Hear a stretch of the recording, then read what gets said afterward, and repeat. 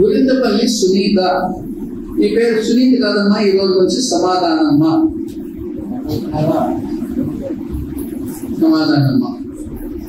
దర్శిపాము సుజాత. ఇప్పుడు సుజాత కాదమ్మా, ఈ రోజు నుంచి సంతోషమ్మా. సంతోషం. ఇప్పుడు ఈ నలుగురు కూడా ఇప్పుడు నేను చెప్పిన వాక్యం మీకు అర్థమైందమ్మా? అర్థమైంది. నాకు మీరు నాకు వాళ్ళు చెప్తారు అర్థమైంది. మేమంతా దేవుని వాక్యాన్ని విన్నాము, మాకు అర్థమైంది. చెప్పాడు కదా, ఎవరు చెప్పాడు? ఆ నపుంసకుడు చెప్పాడు, నాకు అంతా అర్థమైందయ్యా, నేనే అడుగుతున్న బాప్తిసము అని చెప్పాడు కదా.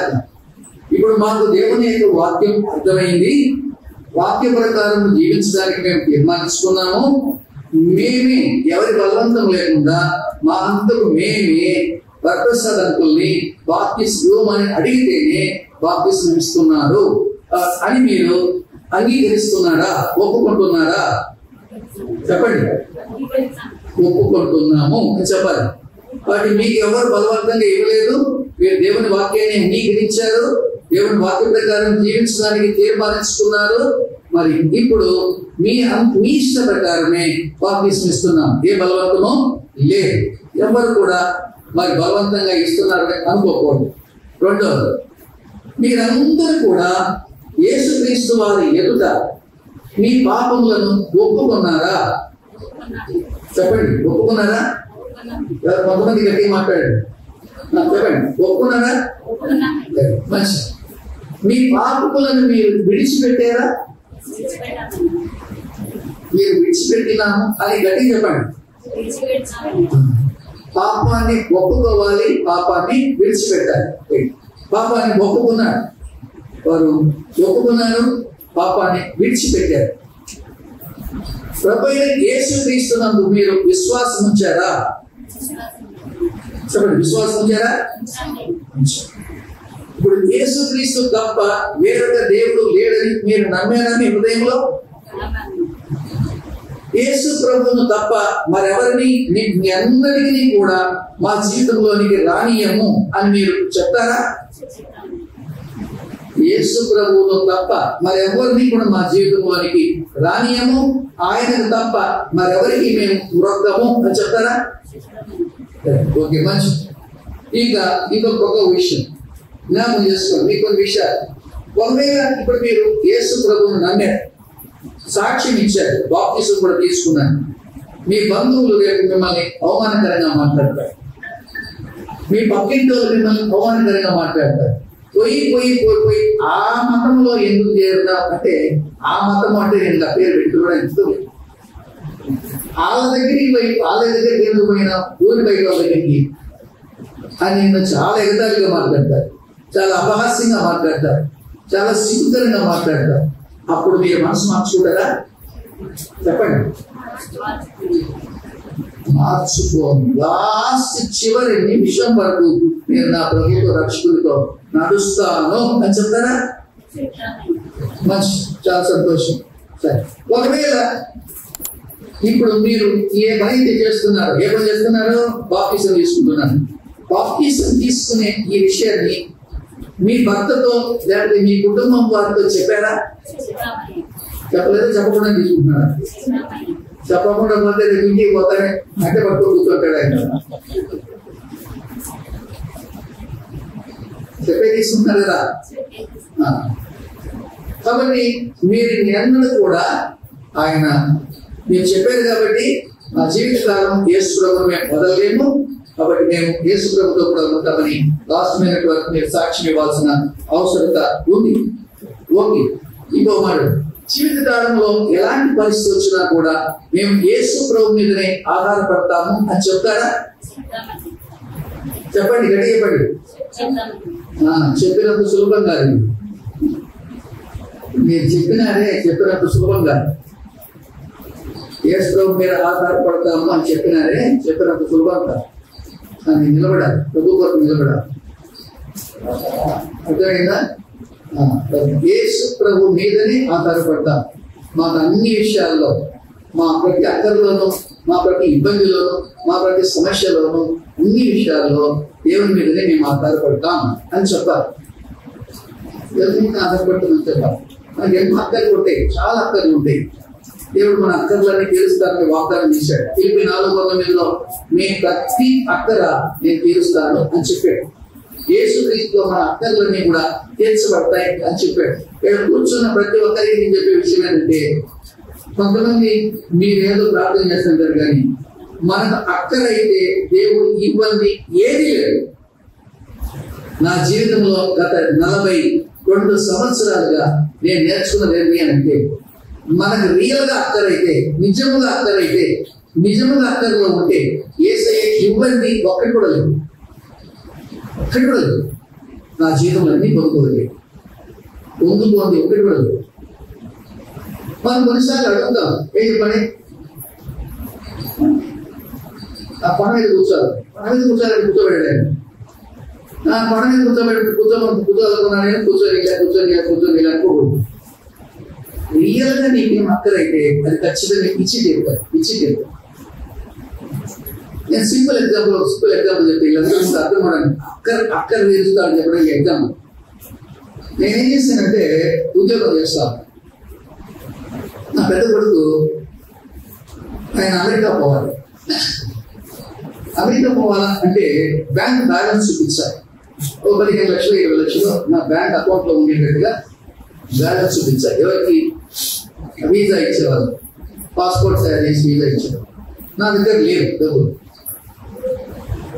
మరి లేకపోతే నేను యాడ్ చేస్తే చూడగలను,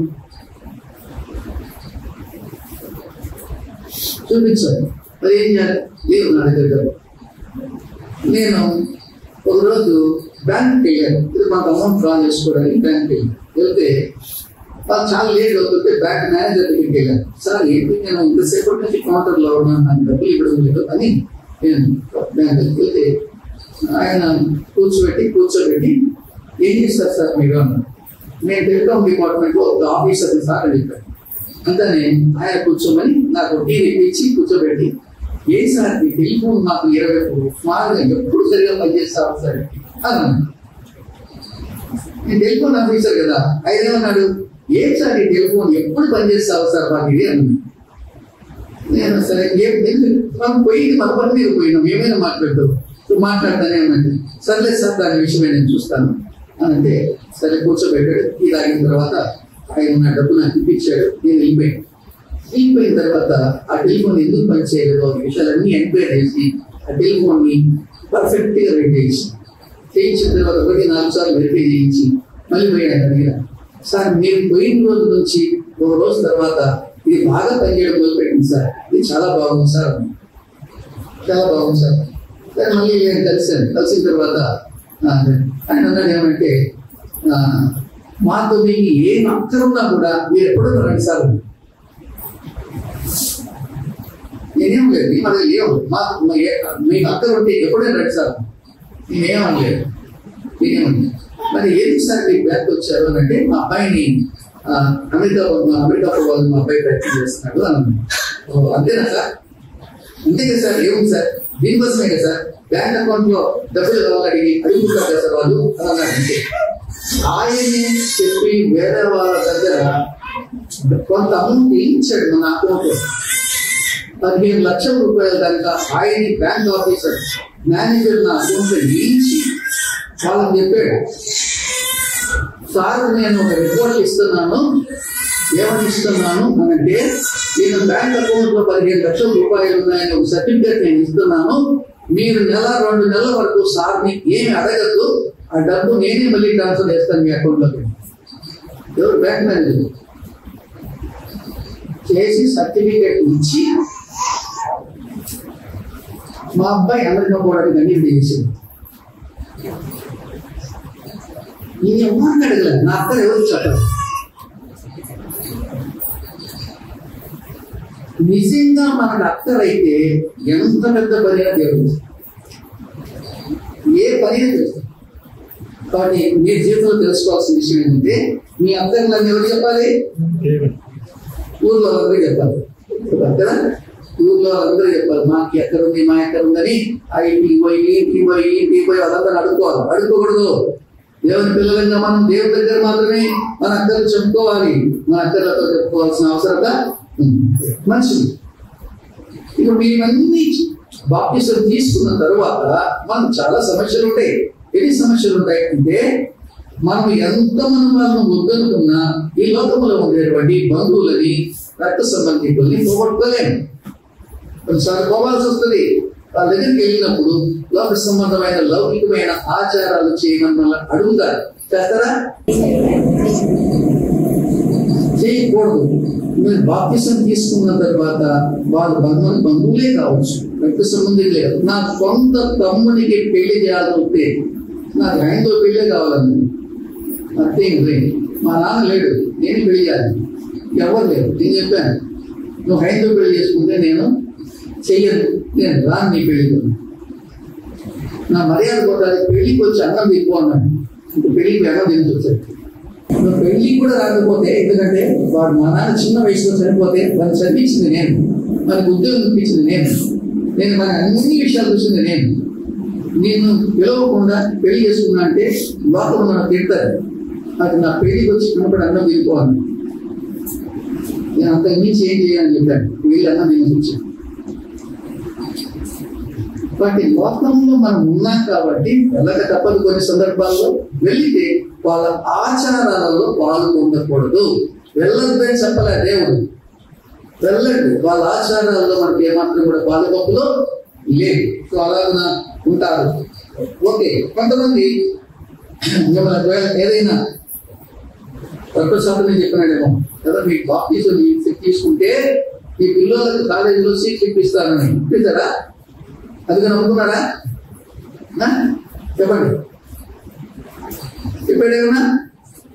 చెప్పండి అమ్మా. చెప్పినారా? చెప్పండి. ఓకే. సో ఈ విధంగా మీరు వీళ్ళందరూ కూడా సంఘం ఎదుట సాక్ష్యం ఇచ్చిన, మేము ప్రభు కొరకు జీవిస్తాము, ప్రభు మా అవసరాలను తీరుస్తాడని నిలబడ్డాము. ఈ రోజు బాప్టిజం తీసుకోవడానికి మా భర్తల అంగీకారం ఉంది, మేము ఇక ఈ రోజు నుంచి ప్రభు బిడ్డలము అని సాక్ష్యం ఇచ్చాము. ఈ కారణాన్ని బట్టి సంఘం ఎదుట, మరి దేవుని ఎదుట, పరిశుద్ధులైన దేవుని దూతల ఎదుట మరి ఈ బిడ్డలను బాప్టిజం మరి దేవుని వాక్యానుసారంగా మరి తీర్మానం చేయబడ్డమని. కాబట్టి ఇప్పుడు ప్రార్థన చేస్తాము. ప్రార్థన చేసిన తర్వాత ఇక్కడ నుంచి బయలుదేరి చెరువు దగ్గరికి వెళ్ళి బాప్టిజంలో సాక్ష్యం ఇస్తారు. ప్రేమించితివి ఆశ్రయము లేనప్పుడు నిశరదు వేడాగనే నా పాప భారము తొలగే యేసునన్ ప్రేమించితివి నే దూరమైతి నీకు నశించితి లోకమునా నే దూరమైతి నీకు నశించితి లోకమునా నేను గ్రహించలేదు నీ హృదయ ప్రేమను యేసునన్ ప్రేమించితివి ఆశ్రయము లేనప్పుడు నీ శరణు వేడాగనే నా పాప భారము తొలగే యేసునన్ ప్రేమించితివి పరిశుద్ధులను చేర్చి పరమ స్వాస్థ్యము నిచ్చి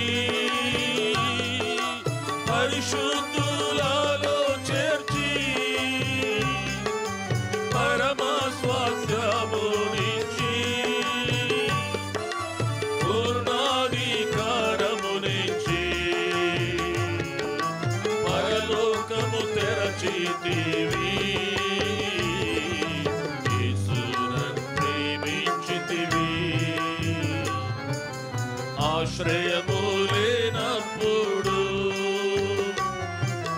నీ శరణు